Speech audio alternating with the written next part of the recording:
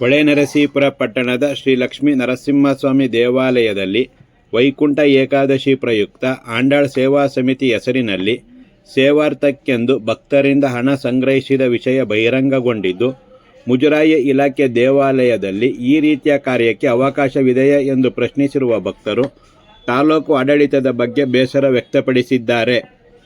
ಪಟ್ಟಣದ ಶ್ರೀ ಲಕ್ಷ್ಮೀ ನರಸಿಂಹಸ್ವಾಮಿ ದೇವಾಲಯದಲ್ಲಿ ಸಾಮೂಹಿಕವಾಗಿ ಹಾಗೂ ಲೋಕ ಕಲ್ಯಾಣಾರ್ಥ 2024 ಸೆಪ್ಟೆಂಬರ್ನಲ್ಲಿ ಕಲ್ಯಾಣೋತ್ಸವ, ಅಕ್ಟೋಬರ್ನಲ್ಲಿ ಶರನ್ನವರಾತ್ರಿ ಪ್ರಯುಕ್ತ ವಿಶೇಷ ಪೂಜಾ ಮಹೋತ್ಸವ ಹಾಗೂ ಚಿಕ್ಕಿನುಂಡೆ ನರಸಿಂಹಸ್ವಾಮಿಗೆ ಪಂಚಾಮೃತ ಅಭಿಷೇಕ, ನವೆಂಬರ್ನಲ್ಲಿ ಸತ್ಯನಾರಾಯಣ ಸ್ವಾಮಿ ಪೂಜಾ ಮಹೋತ್ಸವ, ಡಿಸೆಂಬರ್ನಲ್ಲಿ ಸುಬ್ರಹ್ಮಣ್ಯ ಷಷ್ಠಿ ಪೂಜಾ ಮಹೋತ್ಸವ, ಜನವರಿ 1ರಂದು ಶ್ರೀ ಲಕ್ಷ್ಮೀ ನರಸಿಂಹಸ್ವಾಮಿ ಮೂಲಮೂರ್ತಿಗೆ ಅಭಿಷೇಕ ಹಾಗೂ ವಿಶೇಷ ಪೂಜಾ ಮಹೋತ್ಸವಗಳನ್ನು ದೇವಾಲಯದ ಅರ್ಚಕರು ಪತ್ರಿಕೆಗಳಿಗೆ ಪ್ರಕಟಣೆ ನೀಡಿ ಪೂಜಾ ಕೈಂಕರ್ಯ ನೆರವೇರಿಸಿದ್ದರು.